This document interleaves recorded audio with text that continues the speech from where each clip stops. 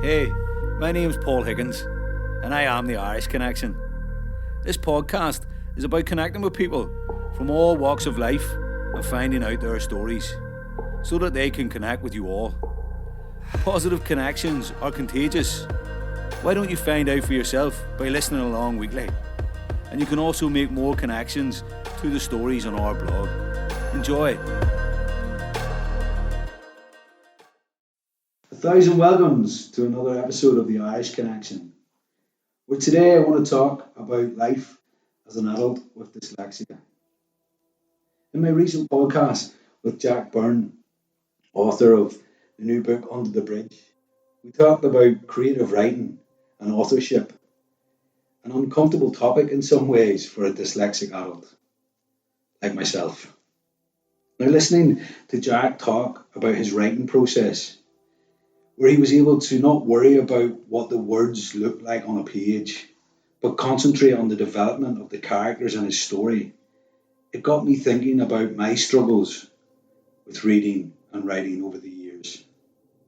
And I started to reflect on my journey with dyslexia, one where there has been a lot of struggles, mostly underlined by my own and others' misconception of what dyslexia actually is all about.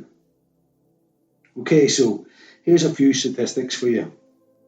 It is estimated that 1 in 10 of the population have dyslexia to some degree, and 1 in 25 will be severely dyslexic. I fall into the latter category. So there's a high chance that you will know someone with dyslexia. But what do you know about it? I bet you think that dyslexia is struggling to read and write, and you know what, that's a very significant challenge.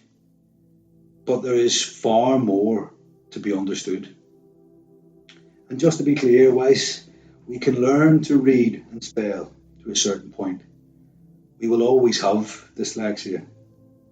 It will always affect us on a daily basis. And just so you know, no two people with dyslexia have the exact same symptoms. So you really do need to get to know the individual. The only thing that is wrong with me is that my brain works in a slightly different way than people who do not have dyslexia. I think most people, if asked to describe dyslexia, would automatically say that it's when you can't read or write. But I don't think people delve further than that. They don't ask why. And in fact, there's a lot of effects on daily life from having dyslexia. Now, here's a brief insight into how my mind works. That's a scary place, so please bear with me. And no two dyslexics are the same, so this is mine. So here's the science. My brain underuses the left hemisphere, the area required for reading, and the bridge of tissue between the two sides of the brain, the corpus callosum, doesn't function in the same way. So my brain doesn't always direct information to the correct place for processing. I see the world in a completely different way to you. I communicate differently. My narrative is very rarely concise and to the point. I usually go round the houses.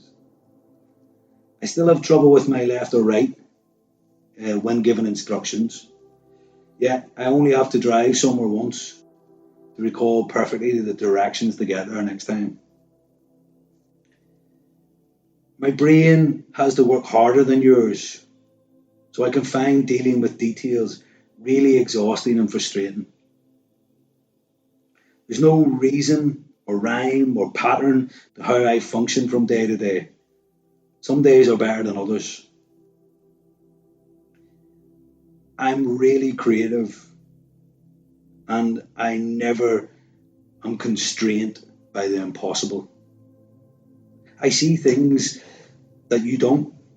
It's amazing how many different ways I can see one word. I can see so many possibilities that it's sometimes really hard to filter my thoughts and work out what's important or appropriate. So sometimes you may have to excuse me in social settings. I can experience thoughts as reality. Sounds scary, right? But at times I swear I'll have told you something, or when I haven't. That's a real fun one for my missus. I'm actually good at reading people. I'm a scary judge of character. This can be a positive or a negative, depending really. I never ever forget a face, but I'm really likely to forget your name many times over. So I apologise to anyone listening who I have done. My concept of time is likely to be very different to yours. This is why in work scenarios I'm overly anxious and focused on punctuality. I used to leave so early for meetings because of the panic of being late. But when released from this corporate work world, the pressure can be the complete opposite.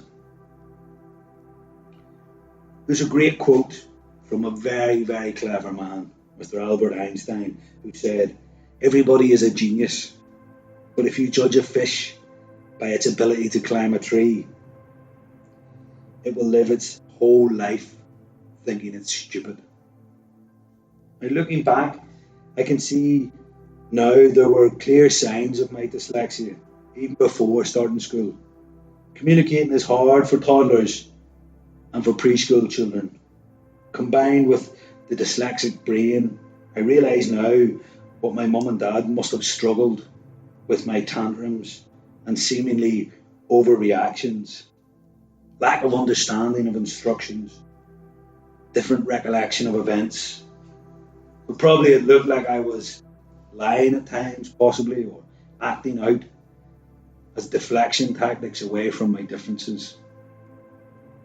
But it was once I started school that I realised just how different I was to my friends. This was down to the fact that the normal learning style of school was completely disconnected from the way my brain was wired.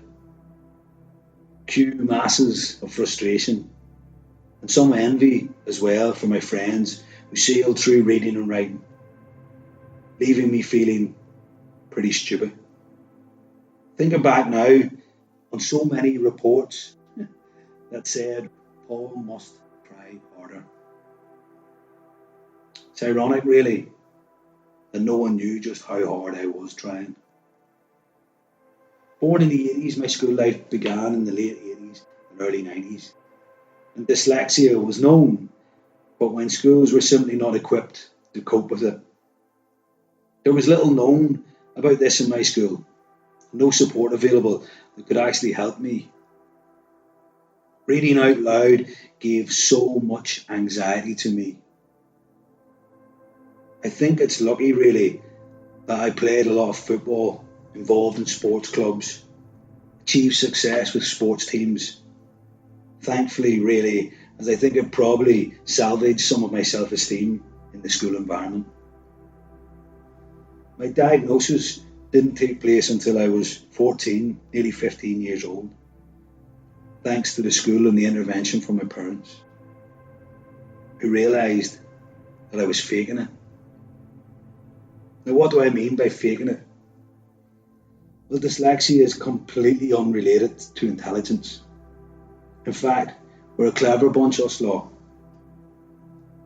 because many will do what I did and faked it all throughout school. I still managed to pass my 11 plus, pass my exams and get to university.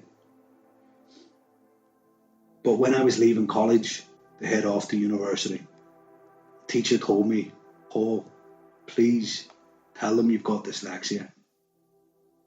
Of course, being an 18, 19-year-old boy, I didn't heed that warning. I didn't listen to his advice. So I say, did I reach my potential academically? Probably nowhere near, as I had to work much harder than those around me in deciphering the basics. One way that a dyslexic brain can learn to read is by remembering words. Our brains work visually. So what I did is to take a mental picture of the word and store it. I remembered a lot of words by seeing them often enough and relying on this picture memory. When the brain has seen a particular word enough times, along with being told how it sounds, then the brain can remember it. It's actually quite challenging and exhausting at times. It takes so much energy for the brain to remember all these words. And I used to come home from school absolutely exhausted. Whereas the average reader, who only has to learn the letter sounds and then read through the words, will find it much easier and quicker to do this. What I should have done was ask for more help. Put my hand up and said, I'm struggling. But by the time I was diagnosed, I didn't want to be labelled. I didn't want people to think of me as different. I couldn't wait to be done with school. Those exams sitting for 15 minutes after while everyone else left the exam hall for me to proofread my work really made me feel alone and an outsider and different. But I did it. I beat those demons. I came away with a degree, not the top grade. I'm not a doctor, but a good enough one for me, and one achieved without even letting anyone at university know that I had dyslexia.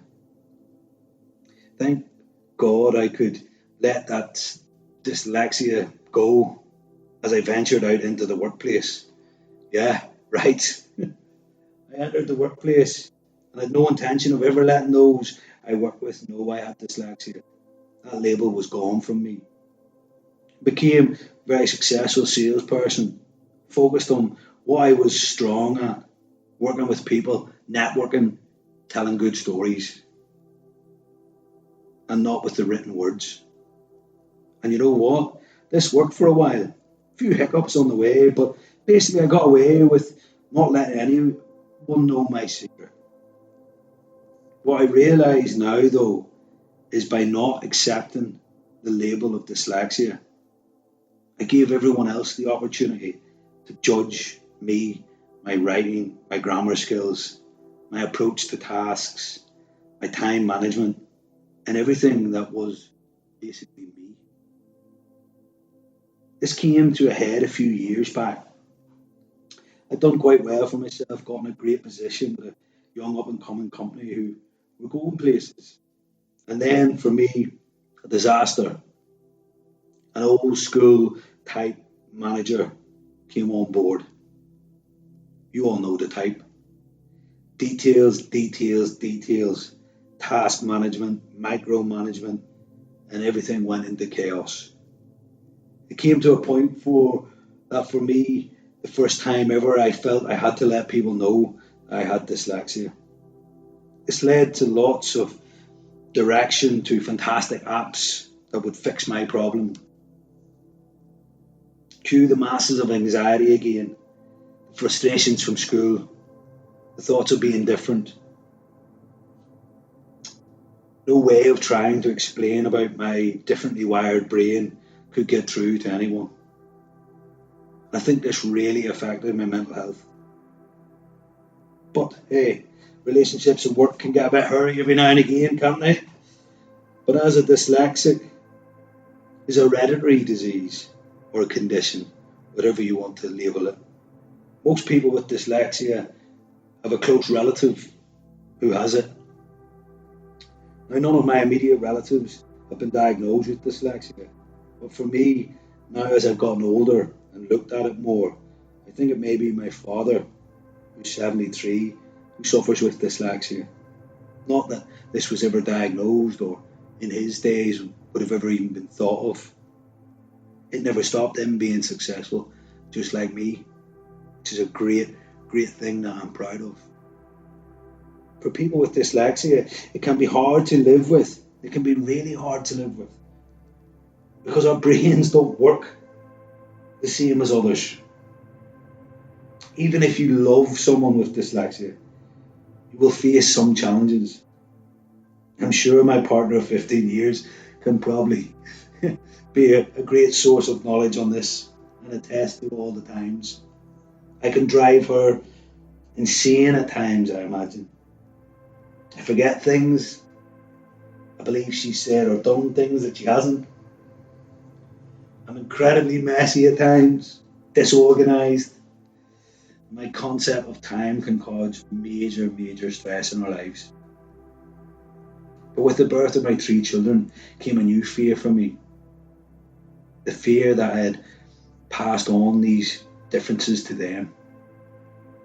Thank God so far this doesn't seem to be the case. But I'm still on the lookout for it. At every parents' evening, I'm intently listening and asking questions about their learning, their reading, their writing.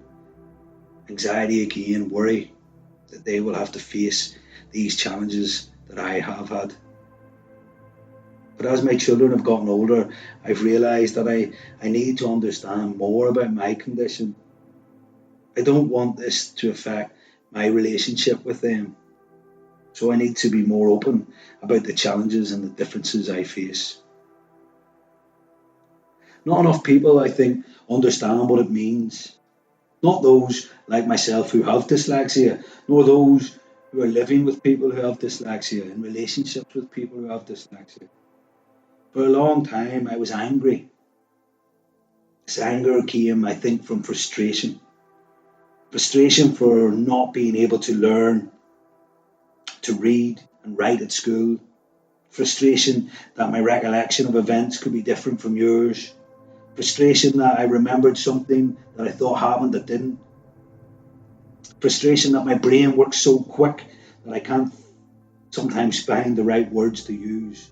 The list goes on and on and on. But growing up, I accepted this anger as part of me. I boxed, I channeled that anger. I didn't realise until I started trying to understand my dyslexia that this anger is mostly born from the frustrations of trying to just live with dyslexia. This had affected my relationships with friends and family and my partner, and my fulfilment of happiness also, in the workplace especially. All of this needs to be thought through further, I think. I will probably reflect later on further podcasts potentially down the line, but I'm glad for once I finally realised that my dyslexia didn't stop when I left school. In fact, my adulting with dyslexia needs to begin now. But my message today, guys, for those who are listening, dyslexia can be a gift. So long as you really understand what it means for you on a daily basis. I'm still working on this. I've tried for so long to escape the label, for so many years. But this shortcast is just the beginning of my reinvention of adulting with dyslexia. And who knows, maybe you'll see a book someday. Oh, and just a final note. If you're reading this on my blog as well, and you think, oh, he's not such a bad writer at all, I've got to grips with lots of help out there these days, and dictations is my very, very good friend. So thanks for listening. I hope this helps. See you again soon. Hey, my name's Paul Higgins, and I am the Irish Connection. This podcast is about connecting with people from all walks of life and finding out their stories so that they can connect with you all. Positive connections are contagious. Why don't you find out for yourself by listening along weekly?